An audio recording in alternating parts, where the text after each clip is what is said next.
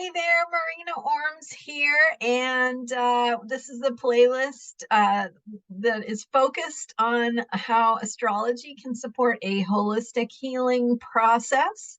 So, for nurses, for holistic healing practitioners, for anyone who is interested in focusing on their own holistic healing and wants a little bit more of a technical insight into how astrology can help us in our whole self well-being, right? One of the beautiful things about astrology is that it helps us to balance. It addresses all parts of us. So we've got in astrology, we have four elements: earth, air, fire, and water. And in thinking about holistic wellness, we want to think about body, mind, spirit, and emotion. And so we have that wholeness and that balance that astrology naturally brings. Today, we're focusing on the planet Mercury because Mercury is the planet of mental processes, of communication, of thinking and ideas, and how our minds work. It relates to learning and learning styles. And as holistic practitioners, patient education is a big thing. It is one of the ways that we can connect with our patients, empower our patients to understand themselves, to have the information they need to make positive choices for themselves, and to work with ideas and communication to facilitate their whole self wellness. And so that as the planet of communication, Mercury is going to tell us what a patient's learning style is. And so this could be for your patients, it could be for your clients, it could be for a loved one that you care for. When you understand their Mercury sign, that is going to give you some insight into how they process information, how they receive, how they share, how they talk and communicate, what they need to be able to learn more effectively, and how they're going to best understand and receive information. So let's think about Mercury signs, and the way that you're going to find someone's Mercury sign is, is like I say in all the videos, go to Mercury sign calculator, Google those search terms online, and you will find a Mercury sign calculator. And then you're going to put in the date of birth for the person you're interested in. And if you have the time of birth, that's great. Often with Mercury, there's only one choice anyway, so the time isn't, in most cases, is not going to be super important. But there are, of course, days where Mercury sign will change, and on those days, there are two possibilities of what sign Mercury could have been in. So on those days, it will be useful to have the time. If you do, and if you don't, all that means is you can only narrow it down to two possibilities instead of one. Otherwise, you will know the Mercury sign based on the date of birth. So Mercury sign calculator, Google that, enter the birth information such as you have it. And once you know a person's Mercury sign, then we can break it down. I'm going to just keep it really general here for you today and just look at the element of the Mercury. So the planet Mercury is going to be in one of four elements: fire, earth, air, and water. and with those, we have a lot of information. So there are 12 signs in the zodiac.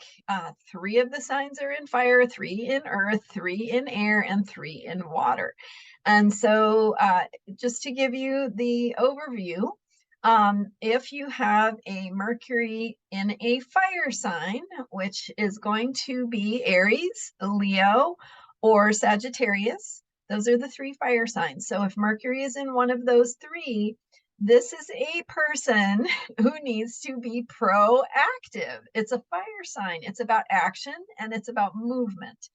And so a person's will, a person's drive and determination is going to be how they interact with information. So they need to be proactive in discovering things through trial and error, in finding their own information. It doesn't mean you can't share information with them or teach them, but they're going to learn the best through trying it. They're going to need to, these are the people who it will be most important for them to return demonstrate, right? So to show you that they understand what you have said, to show you how they're going to do it, and for you to give validation and approval, say, yes, you did that great, or here's another thing you could think about. So you're providing the information, but then you need to ask them, what did you hear? What, how are you going to do this? How are you going to use this information? What are you going to do with it? They need to act on it. They need to experience it for themselves. So they need the process and the experience of trying, of doing, of action, of movement. And they are not going to learn best by having a long thing to read, or something with a lot of words thrown at them. That's not going to be meaningful to them. So the best way for somebody with Mercury in a fire sign is going to be for them to have a little bit of information, something they can try, do, act, show, show you how they're going to do it, tell you what they're going to do about that. And so asking those questions to get them engaged and acting on the information, tell you what they're going to do about it, tell you how they are going to implement what they have learned, and what that will look like, and what they're going to do. So again, repeating is going to be good for these people, but also especially asking them, okay, what did you hear? How are you going to do that? What is that going to look like for you? What does that mean to you? How do you understand what I'm saying, and what questions do you have? So that will engage their mind and get them proactively moving the information through. So then let's look at Mercury in earth signs. For people who have Mercury in an earth sign, that's going to be Taurus, Virgo, or Capricorn. So Mercury in any of those signs they are very practical and methodical in the way that they use and work with information. So they need to they need to hear the information or work with it. Hands-on types of things are going to be great. Something where it makes sense. So make it tangible with examples. Here's what that would look like. Here's how we can do this. And get them to make a plan, get them to write it out. Here's what I heard. Here's how I'm going to do that. Here's what that will look like in practice. Discipline, practice, routine. These are going to be really important for these people. So how can you break it down into steps? Make it simple, make it tangible, make it doable, and then let them engage with it. And so engaging with a fire sign means being active and proactive. Engaging with an earth sign means being hands-on and practical. So things that they can see, taste, touch, hear, things that make sense, things that are tangible. So you don't want to be talking about esoteric ideas or using words that they don't understand. Maybe you don't want to use medical terminology, but you want to make things simple. You want to make them make sense, and you want to be like, okay, this is what that means. Here's how you do that. Here's what that looks like. Here's an example. Here is how, so-and-so did this. And that's maybe how you want to do it. Or maybe you want to think about implementing this. And here's an example of how to do that. So that is learning style for someone with Mercury in an earth sign. Now, if they have Mercury in an air sign, air is the sign of mental processes. So, so when we put Mercury in an air sign, we have someone who is in the realm of ideas. So they are going to understand things the best when they can think about it and when they can talk about it. The ability to have a discussion, a dialogue is going to be helpful to these people. So, so with Mercury in an air sign, and that is, did I say those? It's those are going to be Gemini, Libra, and Aquarius. Air signs are Gemini, Libra, and Aquarius. So Mercury in any of those signs is going to be somebody who is in the realm of ideas and thinking and communication. Having them put it into words is going to be really helpful for those people. So asking them to reflect it back to you. What did you hear? What are the words you would use? How would you put that into your own words?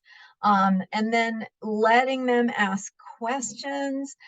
Lots of opportunity for questions, for learning more. Remember, these are people who are working things through intellectually and mentally. So these people would benefit from a lot of things to read. They may not, you know, depending on their own specific needs, they may or may not be able to read a long thing, but for them to have the information is going to be comforting, and they can read it when they can, or in the ways that they are able to digest and process the information. It will be beneficial for them to have access to more information, and that could be a handout or a book that you give them. It could be, you know, something they could find online, or a video they could watch. But that ability to understand things more deeply is going to satisfy their learning style of needing to work things through in their mind. Talking is another one. So dialogue, communication, the ability to ask and answer questions, for you to ask them to talk about it, and then to listen.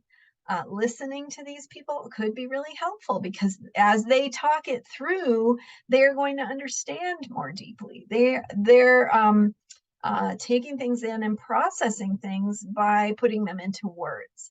And when they can put them into their own words, that's going to be beneficial to their learning and understanding.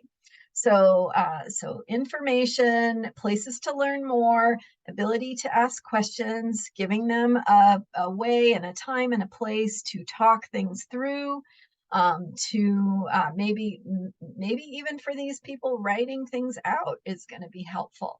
Writing out, journaling, making lists, putting things into words is going to be very beneficial.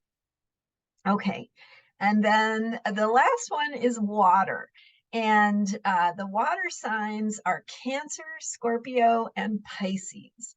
So Cancer, Scorpio, and Pisces. And water is about feelings. It's about emotions. So it's about intangible. Water is intangible energy. It's things that we feel and that move us, that we don't necessarily have words for, or might not feel really practical, but is emotional. So for people who have Mercury in a water sign, again, Cancer, Scorpio, Pisces, these are going to be people who need to connect. They will hear things completely or not based on your energy, based on your vibe, based on how present you are, based on how emotionally connected you are. So for people with Mercury in a water sign, your caring, your kindness are going to almost make more of a difference than what it is you actually say. And that they're going to hear and take in information if you are able to share it in a way that is from a place of genuine caring, and you know, wanting the best for them, and all of those kinds of things.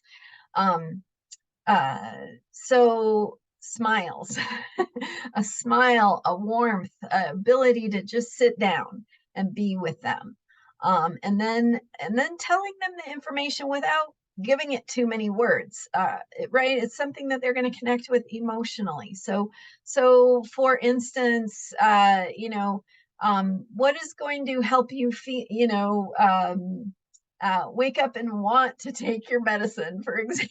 I don't know.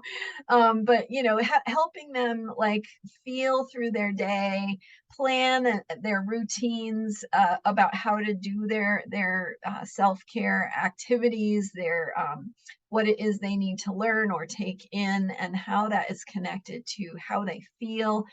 These are not people who are going to do well with a rigid schedule. So they may need to set an alarm. It's like their mind is not naturally attuned to schedules and routines. It's going to be more in the flow and what feels right. So, they'll do well with things with it's like, well, when you feel this way, take this or do this. And when you don't feel that way, don't do it. That will work well for them. But if it's something where they need to be on a schedule or a routine of some sort, help them create a real structure to support them in staying on track with what they need to do. If you are teaching them body work or maybe some exercises or therapies of that different kinds of natures, you might want to think about, how does your body feel when you do this? And, and if it feels tight or wrong, don't do that, but do the things that feel supportive and helpful, and eat things that, make your body feel good, as opposed to like sticking to a strict diet, but check in with your body. Does that make you feel better? Does it make you feel sick? Does it, talking about nutrition and other things in a way that is about feelings, that is about the flow, that is about how we can listen to our intuition and trust our own ability to know what is right for us. So validate that trust, validate, you are the one who knows best what is best for you. And when you can, trust yourself that you're going to make good choices. So that's a good thing to validate. And again, just being there, just being a supportive presence to listen, validate emotions, and create space. They might have emotions that need to be processed and felt, that are going to support their healing process and help them open their minds to learn things that they need to hear and understand. So there you go, Mercury and the healing process. It's powerful stuff. It can really help our awareness about how people learn, how they take in information, and how we can support that the best. It's super simple. You can, again, in most cases, narrow it down just based on someone's birth date, and understand their Mercury element, and work with that and understand where they're coming from. It's good to understand your own, of course, because that helps you understand where you're coming from and how you process information that might be contributing to some of your own biases that you can work with. When you know what they are, you can work with them consciously. All right, there you go. Thank you so much for being here. Check out the other videos in this series, Astrology for Nurses, Astrology for Holistic Healers, how astrology can support us as practitioners, and to support our own healing process, as well as those we might be caring for.